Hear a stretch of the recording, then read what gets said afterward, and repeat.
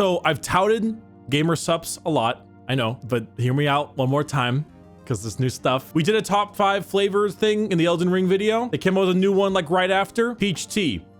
It's incredible. It's easily a top 5. Not only did they do that, they also came out with caffeine-free versions of black cherry, peach tea, and more. So like I've been on a weight loss journey for a bit, and I realized, you know, that calories in, calories out is all that matters. There's a lot of you out there that drink a lot of soda, 2-3 sodas a day. That's like 500 calories every day. All you need is sparkling water, caffeine-free black cherry, and you have yourself a delicious black cherry soda with 0 calories and 0 sugar that won't keep you up at night. And if you do want it to keep you up, well, there's the regular flavor. Like, I have a hard time just explaining genuinely how good this shit is. All the flavors that they already have, all the caffeine-free variants, like, it's all 0 cal, it's all...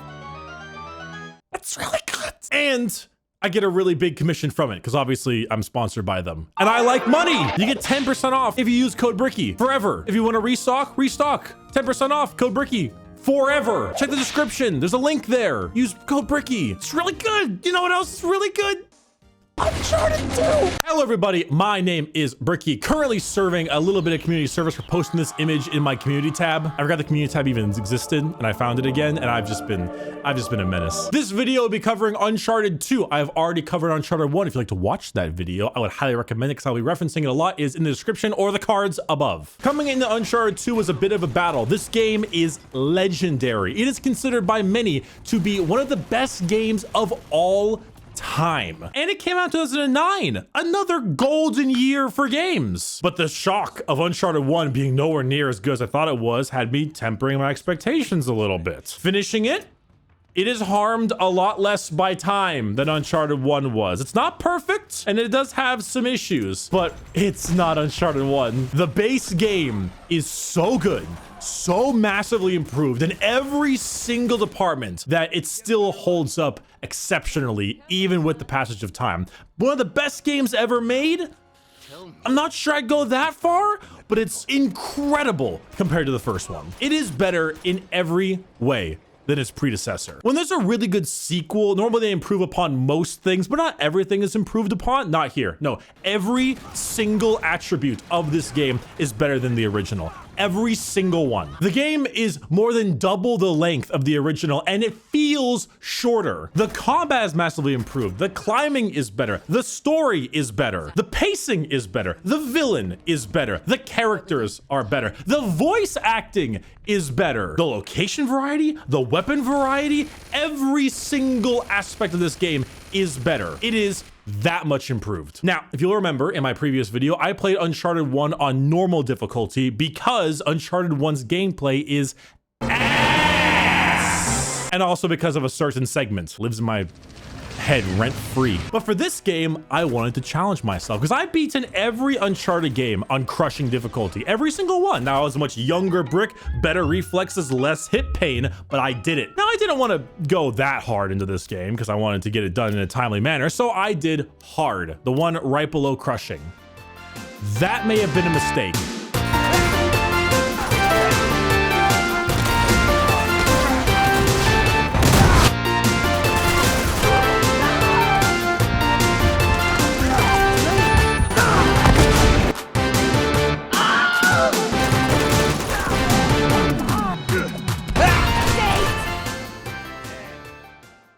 Uncharted 2 starts with a very famous scene of Nathan Drake currently bleeding from a bullet wound in his stomach and being on a destroyed train. Perspective flip, that destroyed train is hanging off a goddamn cliff and you are falling down it. This is one of the best openings in almost any video game I can think of. It's exciting. How did Nathan get there? How did he get shot? Where's this train coming from? Why is it off of a cliff? Even though you can't actually fail this part, the intrigue alone keeps you really engaged. You feel like you're in peril even though you actually gameplay-wise are not. And this teaches the player climbing and all the facets of climbing too. Get through this climbing segment and you immediately get a perspective shift to nice, sunny Nathan Drake on the beach. Here we are introduced to one of the scariest types of people in the world, smug British man. His name is Harry Flynn, and him and Nate have some history, and Harry has a job for him. This job is the overarching quest of the game. In the original game, you were following Sir Francis Drake in the El Dorado. Now you are following Marco Polo. You're trying to steal a Mongolian oil lamp that has ties to Marco Polo from his doomed voyage from China centuries ago. And Nathan is the only one that has ever been able to make it out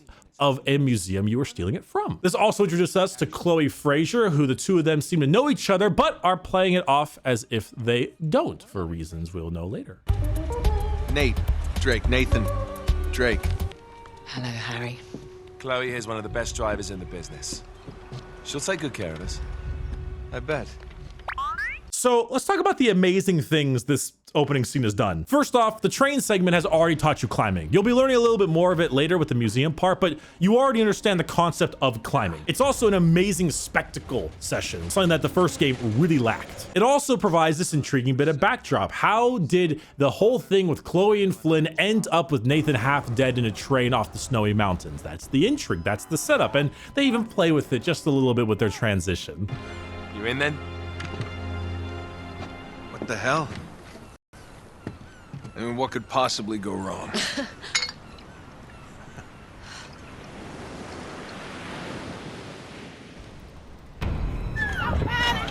He needs some milk. The journey we're on is also set up a lot better. Marco Polo's doomed voyage from China. It gives you a clear understanding of what you're doing as opposed to kind of just following Francis Drake. The voice acting also feels a lot less stage play-y like it did in the first game. It feels much more smoother, so much more natural, and I'd say just straight up better. See, Chloe Fraser is voiced by Claudia Black, who you may know from Artemis in God of War, Morrigan in A Dragon Age, a multitude of Mass Effect characters, Sam in Gears of War, Tess Everest in Destiny, and many, many more. You'll recognize her voice instantly. See, Uncharted 4 didn't have Chloe in it. They had the Lost Legacy thing afterwards, but for a while, because I think Uncharted 4 is just such a phenomenal game, I kind of forgot about Chloe a little bit, which also made me forget how she absolutely slays her character. She's as good as Nolan North playing Nathan in this game, sometimes even surpassing him. She is just as quick as he is, and she just really kills her lines. She's a genuine treat to have on screen. It throws a little bit more risque dialogue out there, which is always fun, because she plays the attractive character who knows she's attractive and uses it to her advantage with the whole double agent side of things. She's good. She's really good. Now, as you go through the game, Nathan's going through the train cars and all that stuff, and there's many times in here where he should just be fucking dead, but we'll talk more about that later on. Shoot back in time a bit more, and then you realize that Nathan and Chloe kind of have a little relationship thing going on, kind of, sort of. Their plan is simple. Get the treasure, fuck over Flynn, go off on their own together. Dialogue here, again, just outstanding. Get to be jealous. Wait a minute, Chloe. If it makes you feel any better, my relationship with Flynn is strictly professional. Really? Mostly professional. Oh.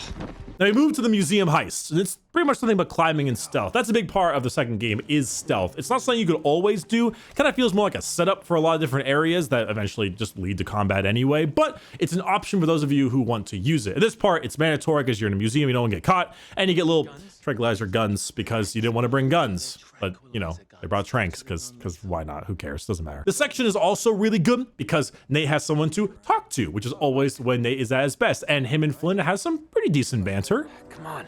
All right. I think I'm gonna take the elevator next time. We're in. Yeah, in like Flynn, right? What? In like Flynn. I don't get it. You make your way to the oil lamp, you break the thing open, you find little bits of resin and paper inside of it. Burn the resin and you get this beautiful blue glow, and you can see right there. And then, hello, that's a location on a map. It's a good thing we have our good and loyal friend Flynn. Oh my God.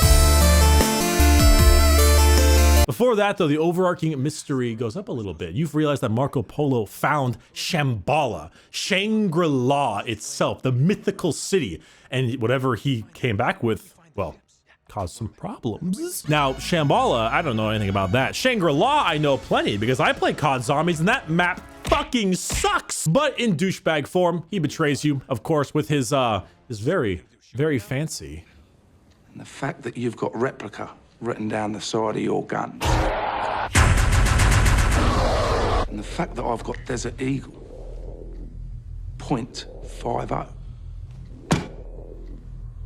written on the side of mine. Flynn doesn't kill him, just gets the guards alerted. You try to run away from all the guards. They use laser targeting, which is great because they teach you how to dodge laser targeting early on. You think you're gonna make it out, you don't. You get captured and then you get thrown into a prison for 3 months. And Nathan is got a little cuckoo. Detail, didn't you, partner? What? Face it, genius, you've been played. Oh, really? Sully bails him out, goes through all their money doing so, and this is, if the voice acting wasn't already better, or at least just the script, anything, that this will solidify it right here. Hello, Nate. Oh, no. No. Now, wait a second. Sully, kick her out and shut the door. We're safer in here. Just wait a goddamn minute. Hear her out. Thank you, Victor. Hey, no offense, Sully, but you're not exactly the best judge of character, especially when it comes to women. Fair enough. So they make up, and the next part is to go and grab some information from a tent from our main villain, Zoran Lazarevic, who Flynn happens to be working for. This next part is almost identical to Uncharted 1. It's Sully and Nate in a jungle, except Chloe's there on the comm, but it is Sully and Nate in the jungle. However, the dialogue is a lot better. I'm sweating like a hooker in church. You brought a hooker to church? Why not? And the combat is significantly more improved. As you can tell, I do not look like I'm a seal having a stroke with a controller anymore. I can actually aim and shoot. There are things for me to do. I can aim and hit people. The combat is much better. I don't know why, but it feels a hell of a lot better. They did something, some technicality that I don't understand because I just review these games and I don't make them. You also get your first look at Lazarevic. He's pretty calm. You would betray me for this? No, Zoran, I can explain. No need.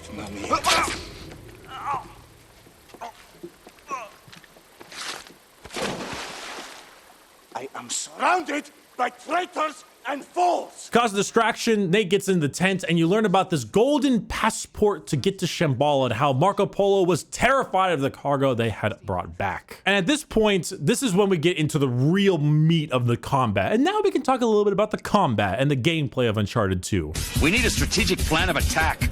I got one!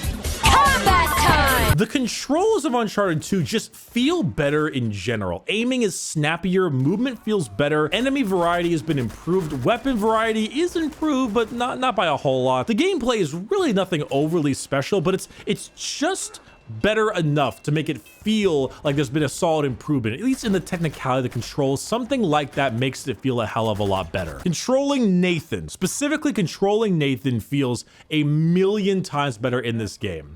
However, enemies of this game do not play fair. Now, there's a lot more variety. Pistol guys, AK guys, M4 guys, shotgun guys, heavily armored guys, superly heavily armored chainsaw guys, RPG guys, sniper guys, grenade launcher guys. There's a lot of variety here. I mean, they're mostly just different variations of guy, but there's more. And surprisingly, they actually act a bit different from each other, which is great, but they don't play fair. Enemies in this game have a set pattern in how they attack. They fire a few bursts, and then they put their heads down, have some downtime, and they put their heads back up and you go again. These bursts are not random. So normally the idea is they fire their bursts while you're in cover, then you stick your head out of cover, wait for them to pop their head out again, and you blast them with a couple good headshots or something. Their bursts are not random in terms of bullets either. If you are out of cover, or perhaps are aiming outside of cover, leaning out of it or whatever, those bullets will magnetize and auto lock onto you. Whether it's the smallest pistol or a shotgun, miles away, it'll lock. So in order to deal with them properly, you need to constantly be in cover, which is fine, there's a cover shooter, but you also need to shoot them only in between their various bursts. This is a problem for 4 scenarios. 1, the game does not sport a map.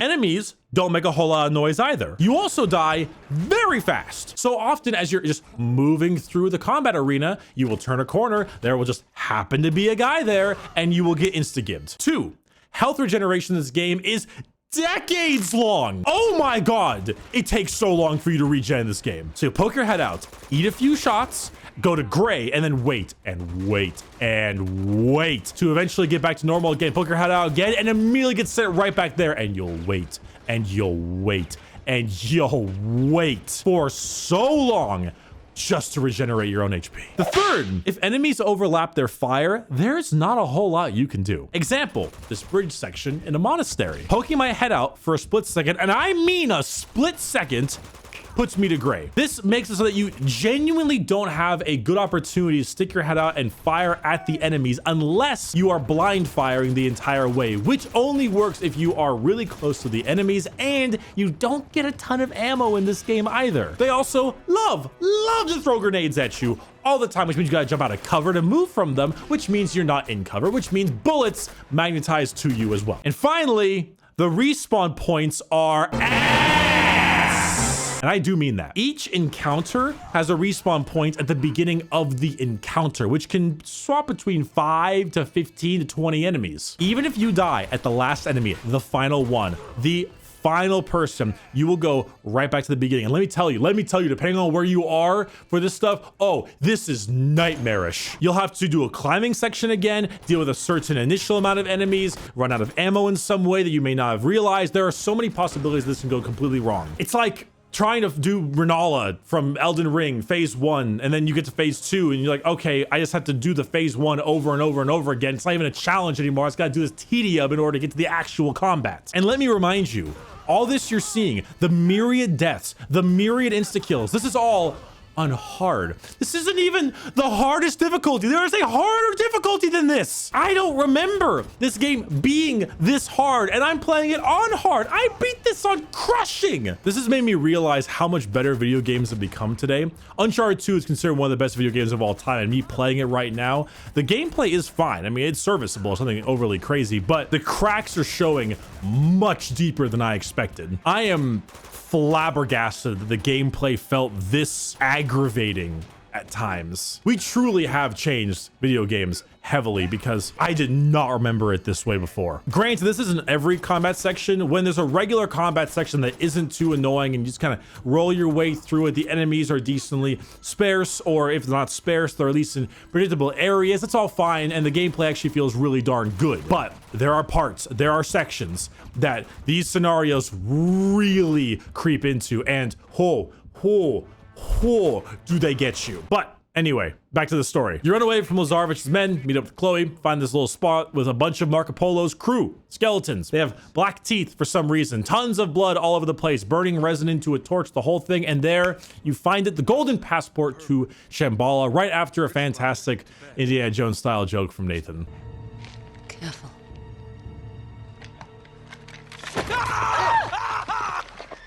Christ almighty. Just kidding. Nate, you're gonna give me a goddamn heart attack. You leave, but you get found, of course, because that's what happens. Chloe has to turncoat in order to protect her identity. You two run away. Sully has his Getting too old for this bullshit. moment, and then you both jump off a big cliff. Scene end. Now it's the Nate and Chloe show. You're in Nepal, and you're in the middle of an insane civil war backed by Lazarevich. Lazarevich is ripping the city apart because he knows that there's a temple there that you need to be at. And so instead of trying to find the right temple, he simply decides that blowing up every temple is the right idea. This part is really good. The change in scenery is excellent. It's so much more colorful, so much more interesting, and there's a lot of great spaces that feel really lived in. The amount of detail put in each of these rooms and houses feels very strong. There's some good climbing, there's some good combat. All of this area feels really well done. And then, of course, like I said, it is the Nate and Chloe show, which means we are treated to some excellent dialogue.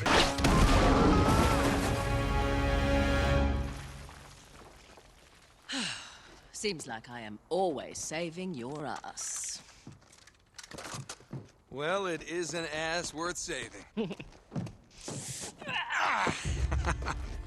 Oh, is that an ancient Tibetan ritual dagger in your pocket?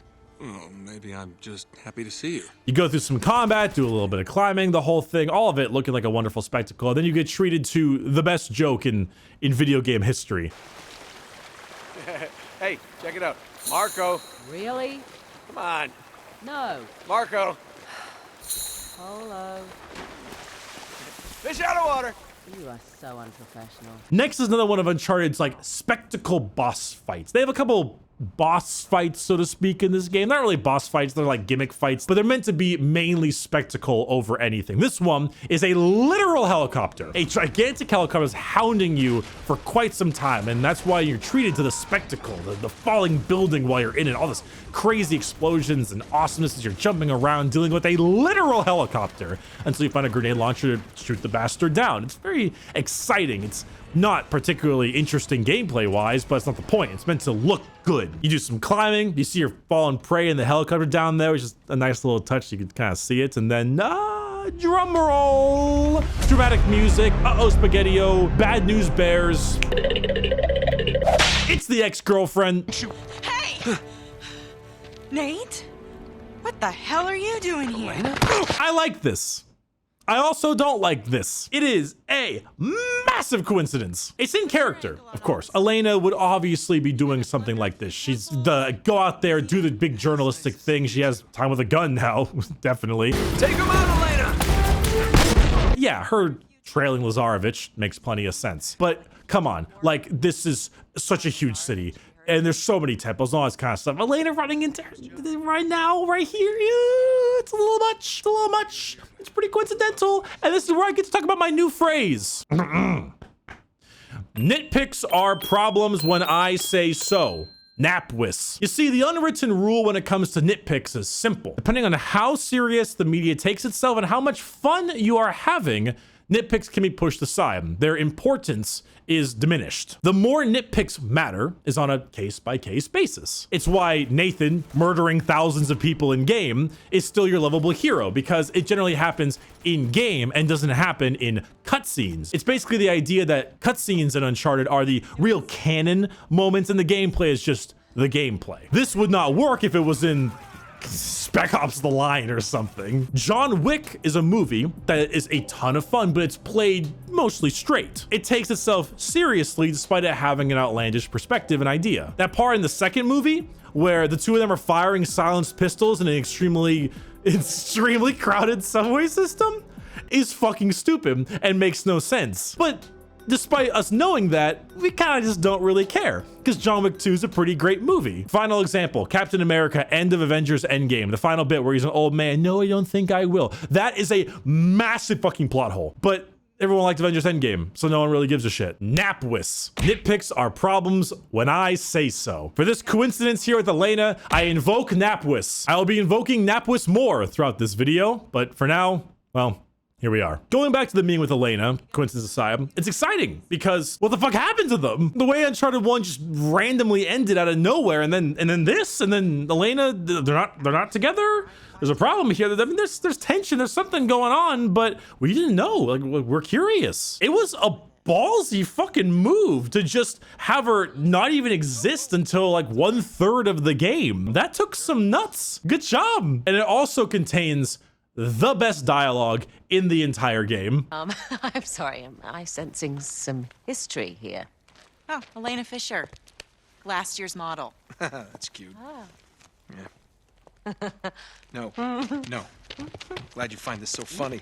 Well, it's just I never figured you for the white bread picket fence type. She's a lot tougher than she looks, thank you. Oh. Oh, what?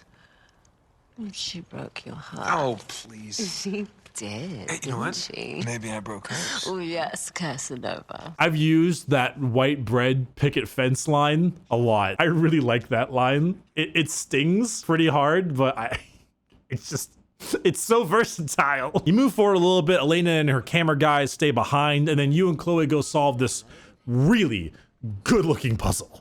Actually, two of them. I mean, it's not necessarily a puzzle. It's another one of those just do what the journal says situations, which, you know, I'm not a big fan of, but it looks great, which I'm a lot more happy with. It's a climbing puzzle more than anything. Move the hands in certain positions. Then after that puzzle, you get to this insane room right here. It just looks so good. The spectacle, the visuals, the climbing parts of it, like this is entirely just a feast for the eyes. And that's good. And they do some great play with the camera here too. If you notice the gigantic, like, it looks like an Oni mask, though I know Oni is Japanese and I believe these are all Tibetan, so I'm not quite sure exactly what this thing is called, but it's always just staring at Nate the whole time, and the camera is very often, when it can, shifted so that it looks like it's judging you the whole way along. It's really cool. This leads to an underground section where they find the exact point of the Shambhalan entrance. You get some great Nolan North dialogue with a pen in his mouth, which is just fun. We did it.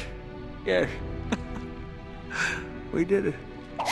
Lazarevich finds you, fights your way out. Elena's cameraman gets shot, and then you have to carry him along in a section that is way too hard for what it is. I should not be dying like this, carrying this fucking cameraman out, okay? This part's bullshit. I don't know how I did this on Crushing. I just don't know. But then you run into Lazarevich for your first real meeting. As far as enemies go, big bad Serbian war criminal with a fucked up face and arm really isn't that interesting. This is far from the most impressive of characters, but he's held up by his voice acting and basically his voice acting alone. So, this little man is Drake. Stereotypical? Sure. But having him on screen is a treat. He shoots the cameraman, which I saw a mile away, but then he does the stupid villain thing where he's like, kill them, and then leaves. And of course you get away, because of course you do. And this is one of those scenes where they just shouldn't be alive. So when it comes to Uncharted, you'll notice that there's gameplay and cutscenes, right? But there's two kinds of cutscenes. There's cutscenes, which are a very obvious, like pre-rendered. You can tell the graphics get up a little bit when you start them. You can just see the difference immediately from gameplay to this cutscene. It gets much more impressive. The lighting is better. Like you can tell, right? And then you have gameplay cutscenes, which basically feel like cutscenes that are in the gameplay engine or something. I don't know the exact terms for these. See, the reason why Nathan is still such an enjoyable guy is because in the cutscenes, he never acts out of aggression. He's always defending himself. He never tries to kill anyone in cold blood, so to speak. It's just not the way he works, which is why he seems so enjoyable to be around despite murdering thousands. However, cutscenes are the only real like canon parts of the game I mentioned a little bit earlier. So you can do ridiculous, miraculous gameplay things in these gameplay variants of cutscenes. This is very confusing, and it requires way too much setup for me to say the two of them transitioning to gameplay right there and then and running away from bullets like that, it shouldn't work. Look at the scene. They should be fucking dead. Look how close they are. Look at what they're firing at them with. Look at the way they run through the alley. They should be fucking dead. This problem persists until later on because Nate and Elena go to help Chloe against Nate's wishes. Oh, no. You're not coming with me. Nate, shut up. You get this really hard gameplay section where you're stuck in this tram car. It's really difficult. They're coming at you from all angles. And then two dudes just walk up with miniguns. They got miniguns now, and they're just going into your thing. And then Elena, the brass fucking nuts on this reporter just rolls up with her car while they are currently firing 2 miniguns worth of gunfire at you. And Nate's just like, oh, sick, my ride's here. And he hops on in. Uber's here. I'm outside. It stretches my belief a little bit. It stretches it just a little bit. Napwis might not cut it here. This leads us to the train section. Now this is the point where things get really exciting because, well, you're Nathan. You're on the train. You started as Nathan on the train. What could possibly be happening here? This train section might be one of the best segments in all of the Uncharted games, honestly. I think 4 might have a part that's a little bit better, but we'll get to there when we get there. For one, it's really visually appealing. Like, I know that this foliage and this stuff on the outside is some kind of loop they set up, but I can't tell where it starts and ends. It feels so organic. The way the train just moves through all of this, it goes through so many different locations, and the way the shadows are casting on the train and Nathan, it looks incredible. It puts games now to shame. This section is super long too, and it culminates in everything you've learned. There's a bunch of climbing, a bunch of combat, both inside and outside the train cars. There are obstacles to dodge, those little bing, bing, bing, bing, bing lights that you gotta make sure you don't get hit by when you're moving across the train. There's indoor fighting, outdoor fighting. It's everything you've learned all condensed into one. It's a great segment. It's also really hard at times. This one particular part where you respawn on top of a car and there's a guy really far away, but because the enemies have that accuracy thing when you're not in cover, he just lasers you, and I died there like 20 fucking times. It was so hard, but it's still really enjoyable. This is just a spectacle in terms of both visual and gameplay scenarios. It even has one of its spectacle boss fights, another helicopter that you take down a little bit more normally, this time with like one of those mounted turret gun type things. And this part actually surprised me a little bit. I thought that the helicopter explosion was gonna be the thing that derailed the train, but it didn't. And that was just kind of the ending sort of kind of boss fight. You fight another dude in there as well, just some bigger guy. I don't know. I guess he's like a right-hand man or something. He didn't really have anything going for him. It ends with Nathan finding Chloe, who was certainly not looking to be rescued. She was very upset. And this, I remember, taught me a lesson when I was a younger lad when I first played this game. Realize the difference between a fling and a wife. This is where Flynn arrives and shoots Nathan with... And he is then forced to shoot some exploding barrels in order to save his life, which then derails the train and then sends him sprawling into the snow. This also surprised me even more when I replayed this game, because my whole he should be fucking dead part has been shot up to the moon. I knew he was shot in the beginning of the game, but I was expecting like 9mm or something. He was shot by a fucking Desert Eagle. And then he had suffered through a train crash and then climbed his way out of the train and then thrown around the train. I'm just, listen, Napwis, I know, Napwis, but it's stretching. This marks, I think, the second act low point. So I think we're about 2/3 of the way through the story's acts, though we still have quite a bit of game left. You eventually get rescued by a Tibetan villager. A guy named Tenzin brings you back to this village in which you are nursed up immediately from a fucking deagle bullet hole wound within a couple days, because of course you are. And then you walk around this nice, pretty city. And you walk around this nice, pretty city for a reason. You'll find that out very soon. Elena is there as well, because of course it wouldn't be an Uncharted game without some more Elena content. And the next little bit is a bit more slow than I'd like. You meet this guy named Schaefer, and he's talking about how Marco Polo and Shambhala has something known as the Chintamani stone, and those who possess even a fragment of the Chintamani stone were amazing, powerful people like Genghis Khan and stuff. Okay, maybe amazing isn't the right term for Genghis Khan. Very powerful people. The main goal of this section is that this guy Schaefer believes that the stone has powers, and so Nathan is going with Tenzin to go confirm this idea in this big icy cave. So the next whole part is mainly just climbing, and a lot of it is a long section. And this is something that might come off as hypocritical, because in the first game I said too many shooting galleries, you need to kind of cut it up. And right now I'm saying, wow, after the longest shooting gallery in the game, the train, you are upset that there's a lot of, you know, just climbing.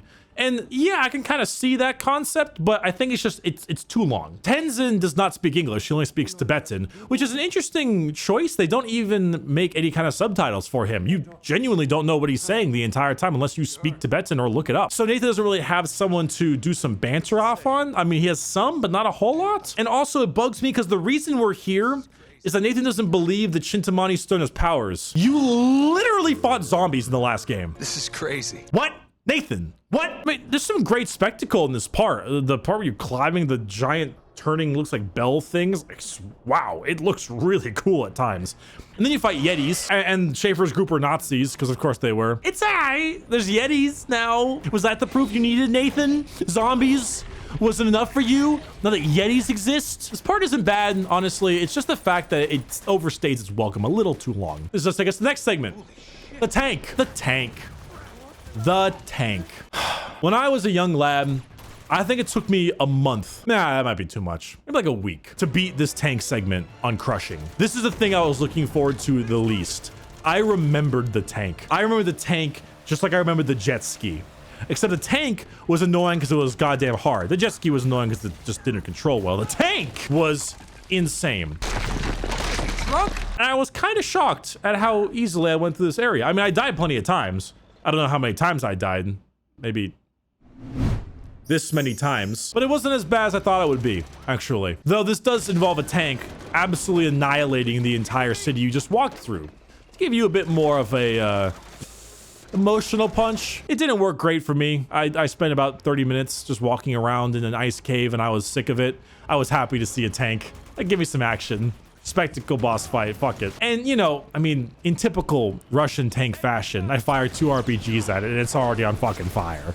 Oh, those Russians. After this, Elena gets you a car. You go do this great little convoy segment, way better than the original game where you just fire a grenade launcher and machine gun. You're jumping from between car to car and firing different types of things. And it's really fun. It's a good little part. You both fall off a cliff and miraculously make your way up. Napwis. But now it's the two of you against the world into probably the longest segment of the entire game, the Tibetan monastery. This area is gorgeous. I love this locale. It looks beautiful. The gameplay and climbing kind of mix. There's a lot of verticality in it. Lots of ways you can flank people. Great just level design in general. Seamless, pretty, and fun. It's also really hard. This is where I had that infamous bridge section that I was locked into for like 30 minutes just trying to get my way past that awful area, barely able to survive more than a millisecond outside of cover. But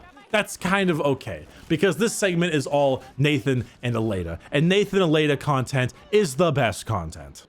Come on. Nice view. Men. After dealing with many enemies, you eventually meet up with Chloe, take the dagger from her, do a little puzzle, which is a little bit more exciting. It still put the things the journal tells you to put in, but it requires a little bit more thinking, and I do like that. You fight some more dudes, you move some valves, you fight some more dudes, and then you find yourself the secret entrance to Shambhala. But then, of course, nothing good can last forever, and you are met by Flynn and Lazarevich, and taken hostage, because of course you are. You know, for the main villain, you really haven't seen much of Lazarevich. He's had some small little parts where you're overhearing his conversations, but you don't really get a whole lot of him. And I really like this part, because you get a lot more of him. He's such a stereotypical villain. He's just crazy madman warlord guy, but he sells his role really well. In every scene he's in, he's a genuine menace. Get your hands off me. Now, one we will use as a lesson, and the other we will use as incentive to cooperate. You choose. This is bullshit, Nate. Yeah, don't play into his game. You want my help, you let them go. This is not a negotiation! Who would you sacrifice, and who would you save? What, this one? You want to save this one? Or maybe this one? You know what? Enough of this shit. All right, quit the theatrics. I'll do what you want. Now, as a hostage, Nathan solves some puzzles with Flynn, which is a great callback because, you know, they started the museum in the beginning, but now they hate each other, but they're now doing things together again. It's some good banter there. I like it. You and Flynn finish these puzzles. You fight the Yetis again. Very similar to the whole Eddie Raja back-to-back situation where you need to keep each other alive until Lazarevich comes in with his pack-a-punch shotgun and immediately blasts them apart, which you then realize that they're not actually Yetis. They're dudes. Blue dudes in costumes. Blue dudes who you will get real acquainted with very soon because you're here. Shambhala. Shangri-La, a city of gold and stone, protected by those very guardian blue dudes that you have been dealing with as Yetis prior. Meeting, of course, the game's quota for something supernatural at the end. A little struggle later, and now you're off, Chloe, Elena, and Nate trying to make your way through Shambhala. And let me tell you, you fight those guardian things, and they are fucking hard to kill. They take multiple magazines of almost every single weapon in the game. They are nightmarish to deal with. And when they are brought to a certain health threshold, they actually go full melee berserk mode on you. So in reality, they're kind of like fighting two separate enemies at once. Soldiers, because they fire at you with these triple shot crossbow doodads, and then like the Yetis when you get to a certain point. So you have to combine a little bit of cover shooting and running away blind fire shooting against them. This is a real pain until you end up getting their crossbow, which isn't a triple shot like they use. It's just a regular crossbow, but this thing kills them in like 2 shots. It's gold plated. I got 500 headshots with it, I suppose. You know, MW2, let's go fall camo, I don't know. For some reason, this thing just murders them. Perhaps the weapons were just too ineffective against them and they wanted to force you into using this crossbow. I don't really know, but point being, once you get the crossbow, they're not that bad. Also, Shambhala is one of those situations I'm gonna have to invoke a little bit of Napwis for, because when you look at it and you think about it, there's just no way that you wouldn't have been able to see it. Like, this is the modern age. We have satellites, we have GPS, we have planes. Lazarevich has helicopters. A little line where he would have been like, "You've destroyed my last helicopter, Drake," or something would have been not too bad. But overall, this can't be hidden. And I'm pretty positive that the people making this game agreed with that. I don't know a single person in the world who didn't play Uncharted 2 looked at that and said, "How did no one see that via GPS or something?" And I'm positive that Naughty Dog just said, Fuck it. Who cares? It looks cool. Screw it. And you know what? I agree. Napwis. So you do your fighting. There's a little bit of back and forth. Chloe wants to get the fuck out. Elena and Nate believe that the Chintamani stone is actually the powerful thing that they thought it was, and they feel like killing Lazarevich is going to save the world because he's such a terrible guy, and terrible guys with good power is bad. Takes some convincing. Chloe comes along. Cool. Great. Make your way over to the Chintamani stone, and you realize that it is, in fact, not a stone. Marco Polo was incorrect. It's actually amber. It's tree sap directly from the mythological tree of life. Like, yeah, the tree of life. The real tree of life is here in Uncharted. It's right down there. That's why all their teeth are black, because they tried to eat it. It's why the Guardians look so blue and are so insanely strong. And it's what Lazarevich is currently after and where he's headed right now. Just Lazarevich, though, because Harry Flynn has not been brought along, and he had a number done on him. Oh, we can help you. Sorry, love. This isn't a movie. And you're not the plucky girl who reforms the villain and saves the day. It's just not done like that. Flynn, listen to me. Parting gift from Lazarevich. Pity he took the pin. Get back! Elena!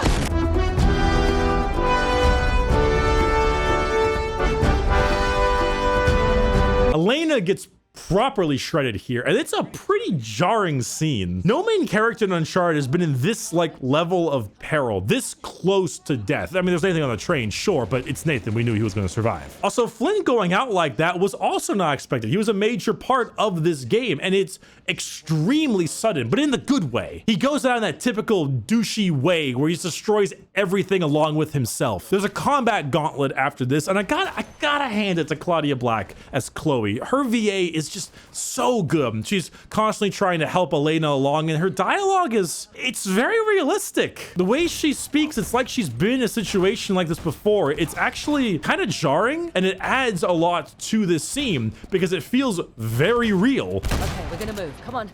You can do it. Come on, let's step over this. She nails down this level of, I'm trying to keep calm. I'm trying to move you along and keep talking to you so you'll stay awake as well. Scenario. It adds more fear to the situation because you don't think Elena's gonna die. Of course, why would you ever think Elena's gonna die? And then you add Chloe's dialogue and you're thinking, okay, ooh, okay, this is a little bit rough. And then they don't really shy away from making this thing feel very, very serious. Hey, Elena, how you doing, huh? Not good. Nate goes to confront Lazarevich after this, and you know what? I am 100% on Chloe's side here. Don't you dare take on this stupid crusade. Bro, your girl is dying here. Like, sure, Lazarevich might become all-powerful, like those Guardian things, but guess what? You killed a few of those Guardian things already. Get out of there, save Elena, end him the good old American way by using a gigantic plane with a 105mm cannon tilted towards him from 30,000 feet. These Guardians might be able to take 3 magazines of 7.62. I don't think he can handle about 4 or 5 shots of 105. He goes down anyway. Moron. Lazarevich drinks from the tree of life, and then all of his scars immediately start healing. I don't know if that was on purpose, giving him those scars as a happy accident. Regardless, it's a cool little touch. Nathan shoots it, causes it to all explode, caught on fire, the whole thing, and then you have your final boss fight here. Nathan versus Lazarevich, and it is not good. Oh, it's not good. Navarro in the first game was significantly worse. This one is not great. All it is Lazarevich running at you the whole time with his shotgun and just yeeting 5 grenades at you the entire way. And all you do is you run away from him, shoot the blue sap that he gets close to explode, and then do damage to him. Rinse and repeat in this arena over and over and over again until you win. I didn't even die. I first timed this on hard. I didn't even die once. All I did was run in circles and shoot the sap. It was so fucking easy and really bad. After this, Lazarevich tries to ludonarrative dissonance you. How many men have you killed?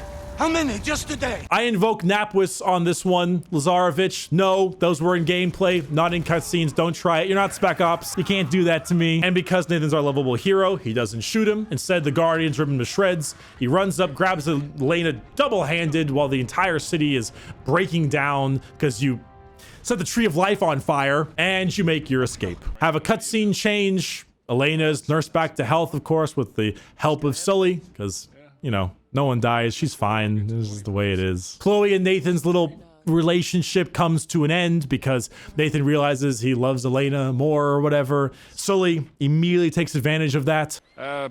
Which way'd Chloe go? See you later. Oh, no. You're a dirty old man, Sullivan. They have some adorable dialogue at the end of the game. Some of the best in the game, actually. And then, you know, roll credits. That dialogue is actually really good, too. Should I just play the whole thing in its entirety? Because it's really good. Yeah. So, on a scale of 1 to 10, how scared were you that I was gonna die? 4. 4? Yeah, why? A 4. Yeah. You were at least an 8. An 8? You were a total 8. An 8? Those Guardian things were an 8. Are you kidding me? Yeah, those were terrifying. What's a 10? Clowns? Clowns over my death? I hate clowns. I hate clowns. Oh my word. You thought I was dead. No. No, you thought I was gone. No, Yes, no. you did. No, I I saw had you you all shed along. tears. You shed a bunch of them. Tears? It was raining. No, it was not. You were unconscious and it was It raining. was totally sunny out and you were bawling. It wasn't sunny. You were unconscious. Whatever. I kept your tears in a jar. I have proof. I'll give you 5. How's that? Literally better in every way. Every way. Still have some problems. Most of the problems are gameplay related, and there's some dumb things in the story, but Napwis. There are some specific gameplay issues I didn't really get too into, like how the game sometimes just sends you off the wrong direction for some failed jumps and things like that. But overall, it's just so good. It makes me so happy this game is as critically acclaimed as it is, despite, you know, not being the best with time. Like, there are some problems with it, of course, but just compared to the first one, does it hold up? Oh, absolutely. I am so happy the first game got a sequel because, yeah, I'm positive Uncharted 2 had a bigger team. I'm sure it had more money put behind it. Yeah, of course, all those things. But it feels like a lot of the other parts, the script, the voice acting, the pacing, there's a lot of just raw talent. People who started to realize exactly what they were trying to go for with this game series, and they just put it fully on display. Not everything can be solved with more people and a bigger budget. A lot of things can be solved with that, but not everything. And I feel like a lot of this game was just people who were just better at their jobs from practice or whatever reason. Every single avenue was improved upon. Something I can't, unfortunately, say about the third game, but that's for our next video. Thank you everyone so much for joining me on this video. It was wonderful to have you all stay this far to the end as well. If you'd like to check out some merchandise, orchid8.com, we have a whole bunch of designs and the like up there. We also sell dice, Porking Crewmate on the 6 as well. Just go to orchid8.com. It's in the description. You'll find it. A huge thank you to all of my patrons and members. Always wonderful having you here. Thank you so much for supporting me, of course. I'll answer 3 of your questions real quick. What is an exotic food / dish you've considered trying or have tried? I want to try like that weird crab that's, or is it squid that's still alive, but it has like the orange foam in its brain that you scoop out? I want to try that. I'll try anything once. Adding to that question, what's the most disgusting thing you've ever eaten? I had a deep fried Klondike bar at the Orange County Fair. It wasn't the most disgusting thing I've ever eaten, but it was so sugary and rich and over the top that I spit it out immediately. Frog, yes or no? Yeah. Come on. Obviously, you're a skater.